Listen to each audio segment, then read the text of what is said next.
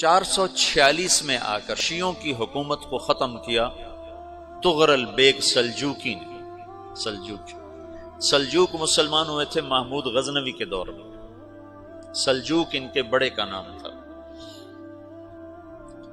تو ایک دفعہ محمود غزنوی نے سلجوک سے پوچھا اگر مجھے تیری مدد کی ضرورت ہو تو کتنے آدمی پیش کر سکتے ہو؟ تو اس نے ایک تیر دیا، کہا یہ ایک تیر ہے میرا، کسی کو یہ تیر بھیج کر میرے علاقے میں بھیج دو تو چند گھنٹوں میں 1,00,000 تلواریں تیرا پہرا دینے کے لیے تیار ہوں، میرے پاس اتنی طاقت ہے۔ تو یہ سلجوک کی نسل میں تھا تغرل بیگ۔ اللہ تعالیٰ نے جب عرب زوال کا شکار ہو گئے اور ضعف کا شکار ہو گئے، جیسے بڑھاپے کا کوئی علاج نہیں، جب قوموں پہ زوال آتا ہے تو اس کا بھی کوئی علاج نہیں، پھر اور قوم کو جگہ ملتی ہے۔ جیسے بڑھاپا ایک فرد پہ آتا ہے، ایسے بڑھاپا قوم پہ آتا ہے۔ قوم کا بڑھاپا جوانی میں نہیں لوٹ سکتا، جیسے فرد کا بڑھاپا جوانی کی طرف نہیں لوٹ سکتا، قوم کا بڑھاپا جوانی کی طرف نہیں لوٹ سکتا، کوئی علاج نہیں، نئی نسل کا آنا ہی علاج ہے۔ تو عرب دھل چکے تھے، 600 سال بہت ہوتے ہیں حکومت کو، اپنی صفات گم کر چکے تھے، اب نئے خون کی ضرورت تھی۔ تغرل بیگ پہلا شخص تھا جس نے آ کر اہل السنت والجماعت کو استحکام بخشا، شیعوں کی حکومت کو ختم کیا، بغداد سے، شام سے، ان سارے علاقوں سے۔ صلاح الدین ایوبی نے اسماعیلی شیعہ کی حکومت کو ختم کیا، مصر۔ العاضد ان کا آخری خلیفہ تھا صلاح الدین ایوبی، نور الدین زنگی رحمۃ اللہ علیہ کا پروردہ تھا، اس کا دوست تھا، اس کے دوست بھی تھا، بچہ بھی تھا اس کے سامنے، زیادہ لکھنے پڑھنے کا شوق تھا۔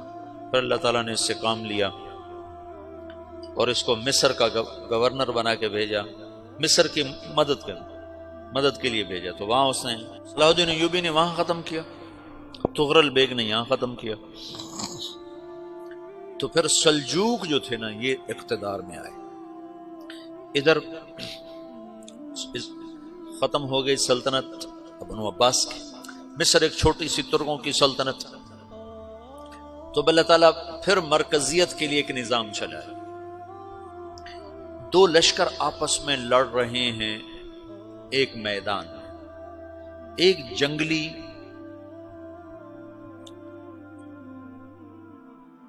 بدوؤں کا قافلہ، جنگل کے لوگ اپنے قبیلے کو لے کر، ایک جنگلی قبیلہ اپنے سردار کے ساتھ نقل مکانی کر رہا ہے ایک جگہ سے دوسری جگہ۔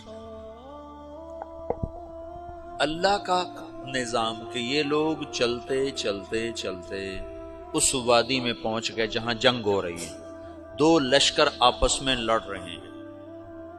جب یہ وہاں پہنچتے ہیں تو ایک لشکر کے قدم اکھڑ رہے ہیں اور دوسرا غالب آ رہا ہے۔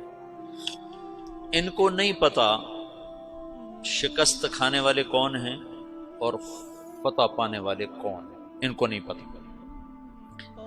اس جنگلی قبیلے کے سردار کا نام بھی تغرل ہے، تغرل۔ تو یہ سردار کہتا ہے جو شکست کھا رہے ہیں ان کی مدد کرو، کچھ پتہ نہیں کون ہے، کہتا جو شکست کھا رہے ہیں ان کی مدد کرو۔ تو 400 وحشی جنگلیوں نے فاتح لشکر کے پیچھے حملہ کر دیا۔ وہ تو ایک کافی ہوتا تو 400 دوڑ جب تلواریں پڑیں تو چند لمحوں میں نقشہ بدل گیا، بھاگنے والے جم گئے اور جمنے والے بھاگ پڑے۔ جب جنگ ختم ہوئی تو شکست خوردہ لشکر کے بادشاہ نے ان کو بلایا، اسے پوچھتا ہے مجھے جانتے ہو میں کون ہوں؟ کہا نہیں۔ کہا تو تم نے میری مدد کیوں کی؟ کہا انسانی ہمدردی کی وجہ سے، تمہیں شکست ہو رہی تھی اس لیے تمہاری مدد کی۔ پھر اس نے اپنا تعارف کرایا، میں ہوں سلیمان سلجوکی، ترکی کا بادشاہ۔ مسلمانوں کا لشکر تھا اور تاتاریوں سے شکست کھا رہا تھا، تاتاری فتح پا رہے تھے، مسلمان شکست کھا رہے تھے۔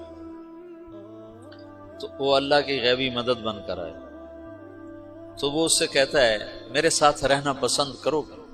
تم نے میرے اوپر احسان کیا ہے، میں اس کا بدلہ دینا چاہتا ہوں، میرے ساتھ رہنا پسند کرو گے؟ کہنے کا کر لوں گا۔ تو اس نے اس کو لے کر ترکی آیا، اور استنبول اس وقت روم کی حکومت میں تھا، اس سے فتح کیا اس تغرل کے آگے چوتھے پانچویں پڑپوتے محمد فاتح نے۔ تو یہ استنبول ہے، یہ ترکی ہے، بیچ میں ایک چھوٹا سمندر ہے، یہاں ایک جاگیر ہے۔ تو سلطان سلیمان کہتا ہے یہ جاگیر تجھے وقف ہے، ادھر سے رومی مجھے تنگ کرتے ہیں حملے کر کر کے، تو میرا دفاع کرتے رہنا، یہ جاگیر تیری۔ یہ اس جاگیر پہ اس نے اپنے قافلے کو آباد کر دیا، اپنے قبیلے کو، اور ایک چھوٹی سی حکومت بنا لی، جو ایک صوبہ سمجھو سلمان سلجوقی کا، وہ ایک چھوٹا سا صوبہ ہے۔ وہاں جب یہ رہ پڑا تو پھر یہ ایک شیخ کے بیت ہوتا ہے، وہاں شیخ طریقت ہے، ان کے یہ بیت ہونے جاتا ہے، وہ اس کو رات اپنے پاس ٹھہراتا ہے، تو ایک کمرے میں ان کو ان کا خادم ٹھہراتا ہے۔ یہ جب کمرے میں جاتا ہے تو سامنے دیوار میں تاکچے پر قرآن پڑا ہوا ہے، تو یہ تغرل بیگ کہتا ہے یہ کیا ہے، یہ کیا ہے؟ تو وہ خادم کہتا ہے یہ کتاب اللہ ہے، قرآن ہے۔ اچھا، وہ اس کو وہاں چھوڑ کے باہر چلا جاتا ہے۔ وہ دیہاتی آدمی، جنگل کا رہنے والا، پہلی دفعہ زندگی میں قرآن دیکھا، وہ کہتا ہے یہ قرآن ہے، اللہ کی کتاب ہے، میں اللہ کی کتاب کے سامنے سو جاؤں، کتنی بے ادبی ہے۔ تو اس نے ایسے قرآن اٹھایا اور سر پہ رکھ لیا اور کھڑا ہو گیا، ساری رات قرآن سر پہ رکھ کے کھڑا رہا۔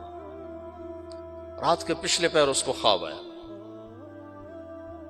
کھڑے کھڑے اس نے دیکھا کہ اس کی پشت سے ایک چاند نکلا اور شیخ کی بیٹی کے سینے میں جا کے اتر گیا۔